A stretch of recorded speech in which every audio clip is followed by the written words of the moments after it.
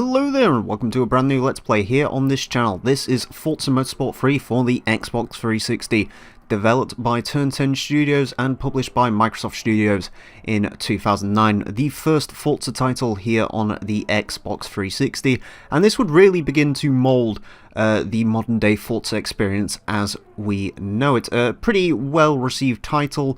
And yeah, a pretty legendary game in its own right. We are going to get into this, of course.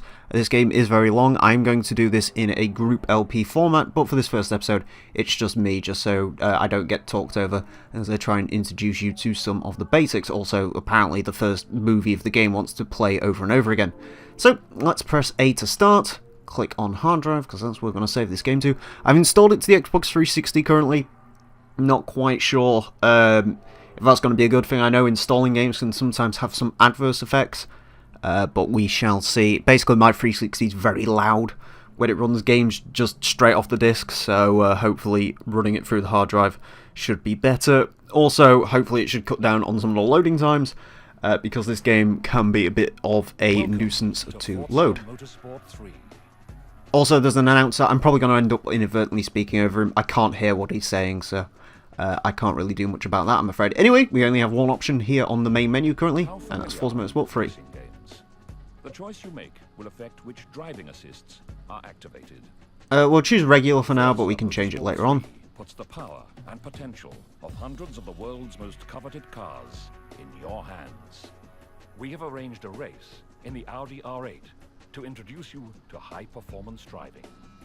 Okay, so basically, unlike the last couple of Forza titles, this doesn't work in that you pick a region and you pick your car and then you go straight on to race in the lower class cars. This actually trucks you straight into a tutorial race. In this case, you get the Audi R8 as your car, and then you get to pick a first car later on. It's a little bit weird. The region system has gone completely now, though, from this game. There's no Europe, North America, and Asia dictating what rewards you get. The rewards are the same across the board now. Everyone gets the same stuff.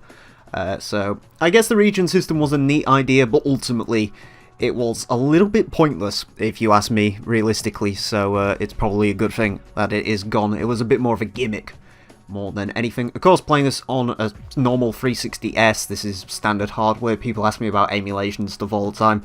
Everything I play on native hardware, so that's what we're doing for this game. So, as the game loads up, we get to tweak our assists from the options menu, which is nice. We do not want auto brake or anti-lock brakes or stability control. I'm going to run manual, and I'm going to run suggested line off. That's the assists I use for Forza usually. Difficulty, I'll probably stick on medium at first, and we'll sort of see how we go from there. So, let's start the race in the Audi R8. This game did bring a whole host of new features to the Forza franchise, including the interior camera, which I will be showing off, a bunch of new cars, of course, and several other improvements, which are nice. This interior camera, I believe it's okay. Oh, it might have saved my multi-screen settings, which would be cool if it has. In this game, to get interior camera displaying correctly, you do need to run multi-screen settings. So, because otherwise the field of view on it is like really narrow and really weird. So, also we got an achievement straight away. So, that's something I like to do. Anyways, this first race is just basically a showcase race, just to show you, well, the cover track and the cover car, and I'm just going to try and smash my way around the outside of people. Not the cleanest of racers. The AI in this game are a little bit stupid, of course, as you can see. The damage system does return from the last few Forza games, which you didn't really use in that game, but we can in this game because this game has the rewind feature, which is awesome. So that basically means if I cock up, I can rewind. I'll try not to overuse that feature too much, but I'm a pretty piss-poor driver, so maybe expect that one a little bit. This car's actually pretty understeery. But yeah, it's pretty cool that they basically chuck you into a supercar straight away. I guess it's sort of for the more casual player to sort of instantly get into probably what they'd want, i.e. the cover car.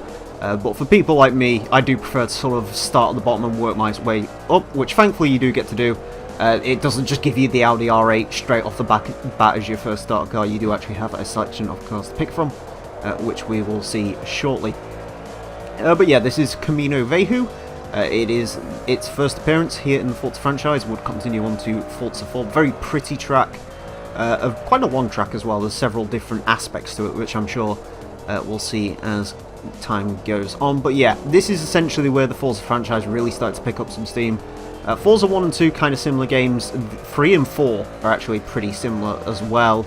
And a lot of the features in 4 would of course be carried on to 5, 6 and 7. So a lot of groundwork laid with this game, which is pretty cool. And also, unlike, say, Gran Turismo 3, which is a groundwork game, but there's not much to it, this game does actually have a hell of a lot of content in it, which is really cool. Yeah, it is a pretty awesome game, which hopefully you'll see during the course of this Let's Play by the time it goes on. I'll discuss some sort of plans as far as this game and other games are concerned as the LP goes on. Essentially, this isn't going to be the only thing you see on the channel for the next 230 odd days. There is going to be other games in between this one and so on and so forth. So there you go. Anyways, we complete that first race. We get another achievement. Welcome to Forza Motorsport. And yeah, that is pretty much that. Any of these will be competitive. Anyways, now we get to pick our first car, and our choices are the 2009 Chevrolet Aveo 5 LT, the 2009 Scion XD, the 2008 Toyota Yaris S, 2009 Ford Fiesta Zetec S, 2009 Honda Fit Sport, 2009 Nissan Versa SL, and the 2009 Citroën C4 VTS. Now, all these cars are interesting. Some of them don't actually appear in the next game, and by some of them I mean one, the Aveo. But for today, I'm actually going to pick the Versa, because I don't think anyone else in the history of Forza 3 has ever picked the Versa. So that's what we'll do. Actually kind of like that red, so we will pick this car up in red as our first car. So that's exciting. A pretty common car in the US, but we don't really get the Versa over here. Anyways, before I end today's episode, I will just quickly go through some stuff here. So, for example, here's more assists that you get to choose. So, I think that's all set up normally. You can't actually turn rewind off in this game, unlike in the next couple of games. You've got My Profile, which has, you know, the message center that we know today. You can see your replays and stuff. You can set up multi-screen. If you want to get the cockpit mode displaying correctly, those are the settings and that you need to use. Audio, which actually we are going to turn that down. Turn that down, turn all of this stuff up, just so we can hear this stuff. There we go. Maybe turn collisions down slightly. Yeah, that seems good to me. You can have your HUD options, so rotating. We will have the names over cars. We will have distance ahead on as well. Default units, I think, should be the correct ones to use. The American units are the ones I usually like to use, because that displays horsepower and miles correctly, which I like. There is also... there's the actual first page of the game, by the way, in case you're curious. You have Forza Motorsport free play, which is basically the arcade mode. Cars, you can see your cars in there. Buy cars, you can look at all the different car manufacturers. Auction house, I don't know if that works these days, but it's there.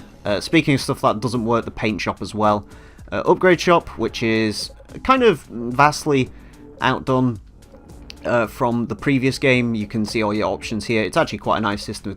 Oh god, this car actually has cosmetics. We might have to have a look at those. Tune setup, so you can change the setup of your car. Advanced adjustments to your car. To unlock all tuning options, you may need to add upgrades, which is good. Benchmark, so you can see how fast the car is. In this case, 9.5 seconds to 60. My real life car's quicker. Apparently it does 130 miles an hour though. Test drive, so you can drive on any track in the game in your car. You can load your own tuning setups. Paint, you can paint the car, whatever colour you want. Apply decals, that is the paint shop, which is a lot more improved in this game. You can create your own vinyl groups, which is nice if you want to create some, like, of your own personal stickers. You can tint your windows there instead of having to go through the upgrade menu now.